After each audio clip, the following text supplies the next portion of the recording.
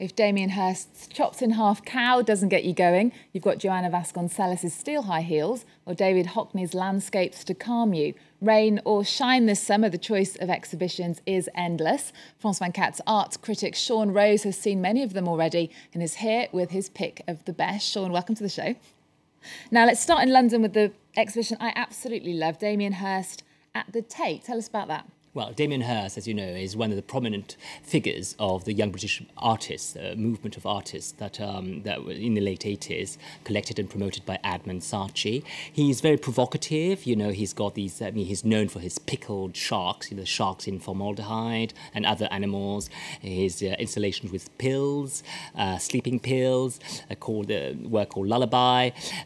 So he's very, very provocative, but I loved some simple works and pieces like this office was a glass cubicle with a desk and a chair and an ashtray, and it was absolutely, you know, it's amazing, it's striking. It looks like it feels like in the office, lonely.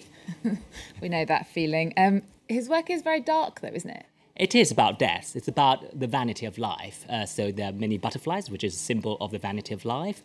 But it's about also his celebrity culture. So it's about the shallow show must go on. So it's about shallowness as well. Quite controversial. Some bad critics of it in the newspapers. Some people saying he's money-making, it's not real art. I mean, what do you say about that? He does make money. He's also a businessman. But I don't think it's about... He reflects the attitudes in the 80s. In the 80s, it was big money. It was about that. So he has this reflection about, you know, for example, the diamond skull. He did it and he wanted to sell it for £50 million. He didn't, you know, manage to. I mean, he did put it on an auction sale, but, you know, he didn't get any person to get it.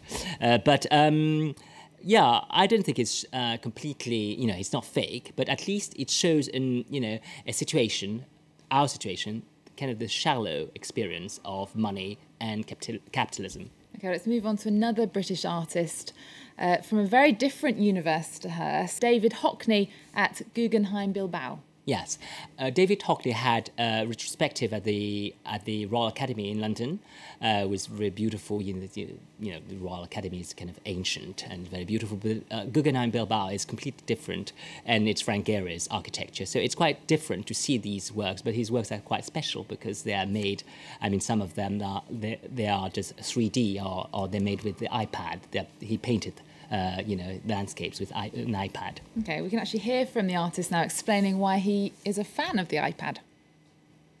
Turner probably used watercolour because it was a quicker medium than oil paint, therefore you could quickly get down more fleeting effects. If you find a medium that's even faster than that, any artist is going to be interested. Is that the future of painting, Sean? We're going to see no more paintbrushes and everyone's going to be doing their art on an iPad? Don't think so. Well, you know, when photography was born, painting did not disappear. So it's just an extra medium for artists to have and in order to create. And I don't think the iPad, is the toll of painting. It just proves that Hockney is terribly young in his head and always ready to try new mediums. Which we like. Well, now for people here in France, there's a quirky art event taking place along the Loire River in one of our wine regions. Tell us about that.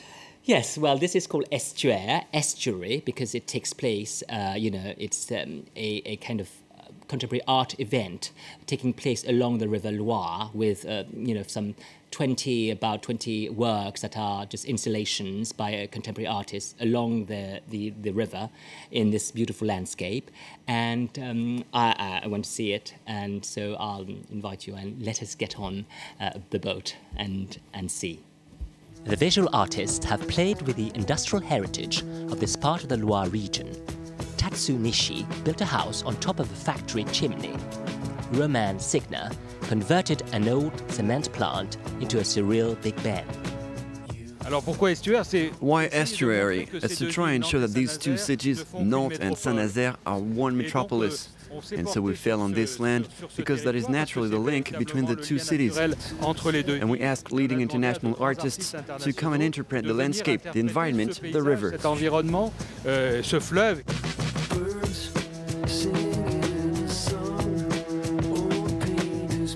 journey from Nantes to Saint-Nazaire is full of surprise.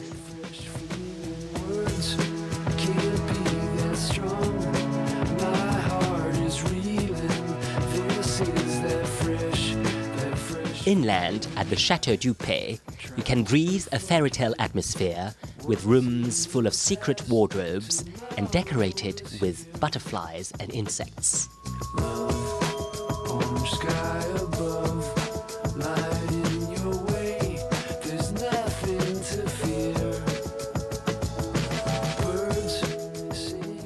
This is we're in a kind of forest of metal. I wonder what this is. Here's the artist. I'll ask her the question. Hello. Hi. So, as you say, it's like a forest, but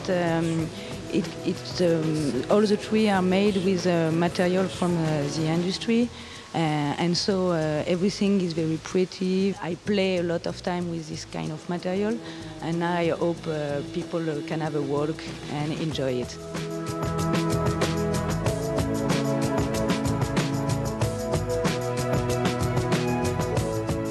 Here ends our contemporary art journey on top of the bunker at Saint-Nazaire on the Loire Estuary. And this is a beautiful garden by Gilles Clément, a garden where art and nature meet. You've got a good job, haven't you? Next to an artist whose work shows his vision of America, society, couples, his love of women and 20s music, Robert Crumb is showing at Paris's Modern Art Museum. Let's remind ourselves of his work.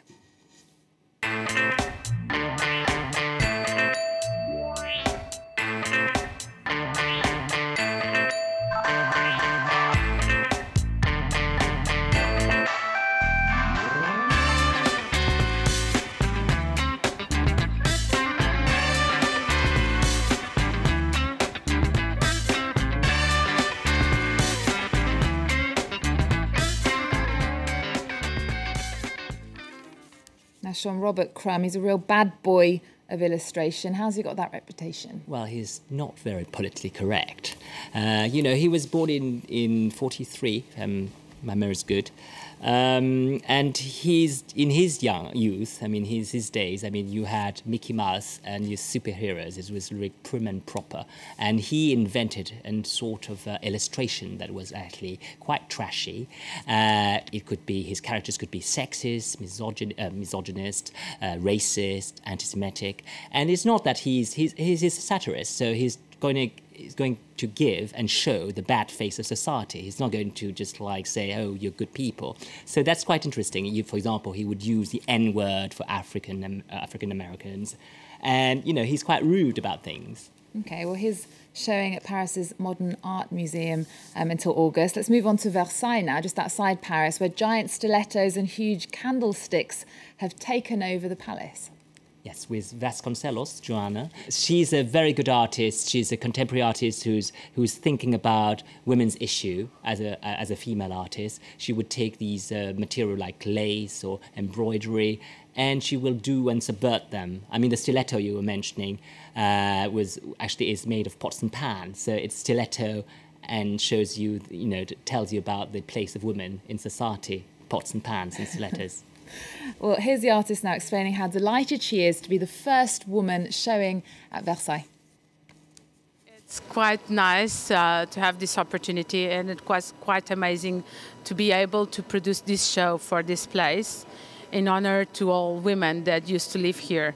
So as a woman, I pay a tribute to all women that work for Versailles and that made part of Versailles, of the history of Versailles. Joana Vasconcelos speaking there. Now, maybe one of her most famous works, The Fiancée, made out of hundreds of tampons, they refused to have it in the Chateau of Versailles, didn't they? Yes, it did. Well, I understand. I mean, it's not shocking not to have them. I mean, Versailles is a public palace. I mean, you go there with your family. I mean, it's already quite okay to have, for me, it's okay to have contemporary art, and already it's shocking for some. I think one should find a compromise and not show everything, you know, there. I mean, tampons aren't that shocking, are they? It's not shocking, but obviously you have young public, and it can be. It doesn't shock me not to have this piece of work. You don't think it's censorship? It's not censorship at all. I mean, you have this stiletto work, which tells you a lot about women's issue, about their male dominance and so on. So you don't need to have more than that, and it makes it a kind of it is to stress the issue a bit too much. OK, well, it's nearly all we've got time for. We're going to end with an exhibition from an artist who previously showed at Versailles, Jeff Koons. He's got a new show in Basel. Yes, in Switzerland and in Thames, Switzerland. This is a kitsch show because he's quite, he can be quite kitsch, and he's got his famous dogs and also his Michael Jackson sculptures and inflatable sculptures. And yes, it's worth seeing. More of the same, though, of the stuff that he's done before. Yes, it is retrospective, so you see, all his work. OK, well, we're going to leave you with images of that. Sean, thank you so much for joining us. Now, remember to follow us on Facebook. You can follow me on Twitter @Evening in Paris. Thanks for watching. See you next time.